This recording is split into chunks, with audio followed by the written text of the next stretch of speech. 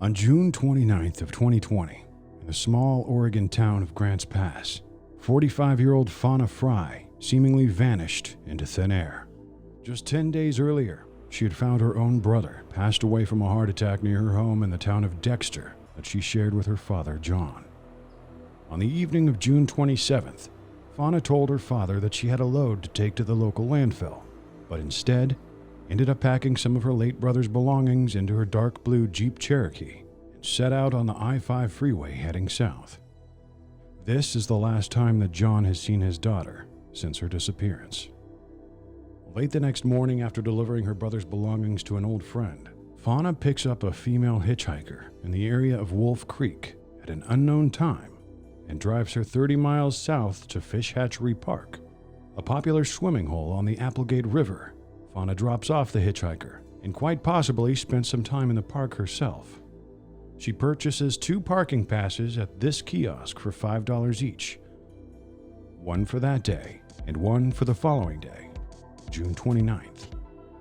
The identity of the hitchhiker has purposely been left out to protect the integrity of the investigation, but she's well known to locals as a habitual drug offender and known by the Josephine County Sheriff's Department as one of the last known individuals to see Fauna Frey alive.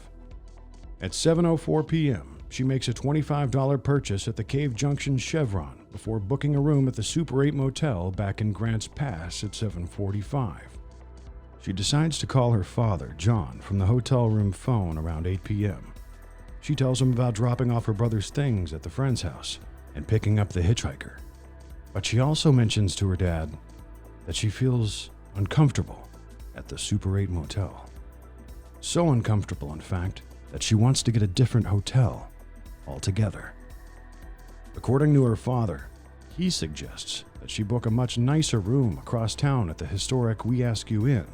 She agrees to switch hotels the following day and tells her father that she'll call him once she settles in to the new room. This was the last time John has spoken with his daughter since she disappeared. She hangs up the phone and goes to this Fred Meyer store to purchase socks, VO5 shampoo, Pantene conditioner, 2 Burt's Bees, a deli sandwich, 1 bag of potato chips, some activewear clothing, and 2 cans of Foster's beer for a grand total of $138.28 on her card. Fauna then goes back to her room at the Super 8 Hotel for the night, confirmed by hotel staff that she was alone. At 8:35 the following morning, Fauna leaves the Super 8. There's over 3 hours where nobody knows where she is or what she's doing. At 11:44 a.m., Fauna is seen on camera making a $200 cash withdrawal from this Umpqua bank in Rogue River, 10 miles from the hotel.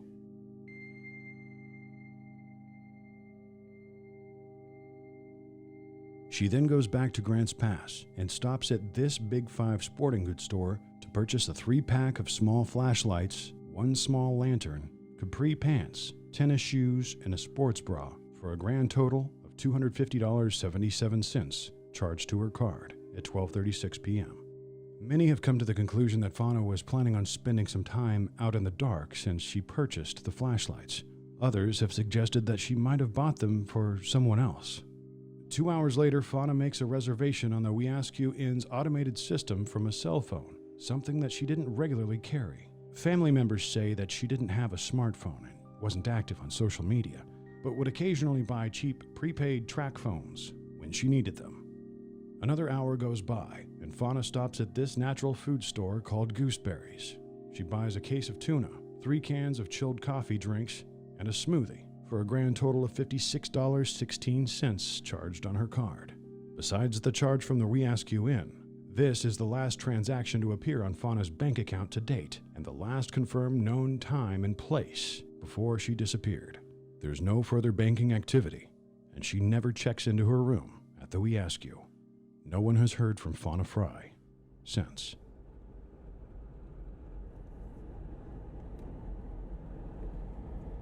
On July 5th, her father files a missing persons report with the Josephine County Sheriff's Department.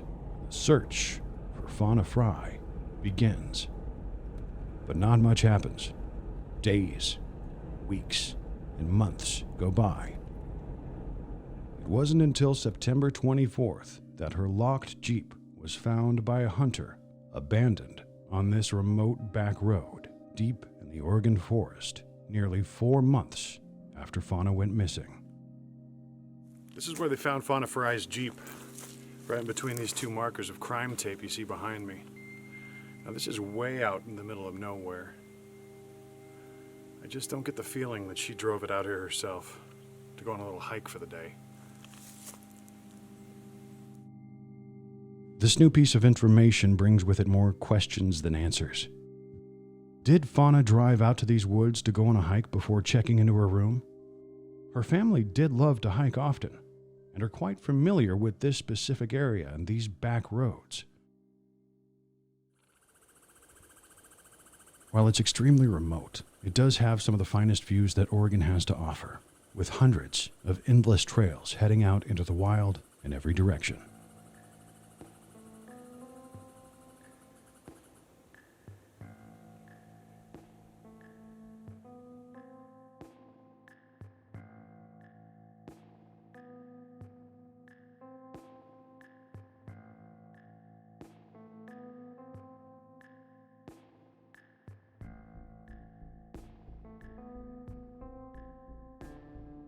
The sheriff's department said Fauna's Jeep had been parked out here for at least a month, judging by how many pine needles were on the vehicle.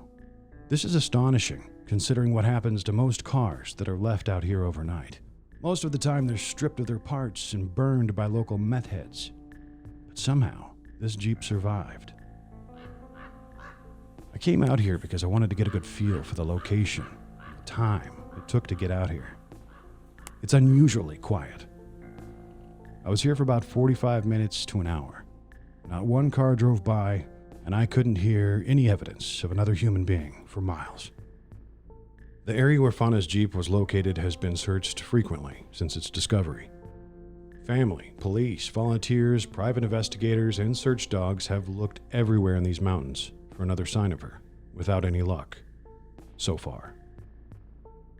As you can see from the footage, this spot has been used as a campsite by other people over the years, with lots of trash left behind.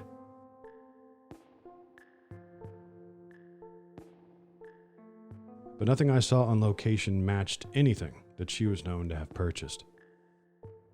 Did she really come all the way out here for a hike? Or did someone drive her Jeep out here to get rid of it? Judging by her purchases of the flashlights and food, it's at least plausible that Fauna was going to camp out for a night or two. But why would she do that after making reservations at the We Ask You Inn? It's been said by her friends and family that she was understandably distraught over the death of her brother, and distraught people can often do erratic things, which is fair. It's important to remember how she was feeling that day. Also, it was a great day for a hike. Overcast in the mid-70s. But why go that far for a hike, especially when taking into consideration that she had bought passes to Fish Hatchery Park, which has excellent hiking trails along the Applegate River just a couple miles from town. A park that connects Fauna Frey to that lone female hitchhiker from the day before.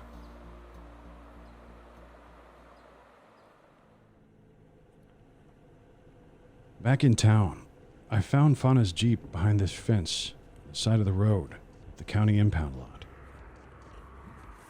This was an unexpectedly sobering moment, as it's such a personal detail of this person's life.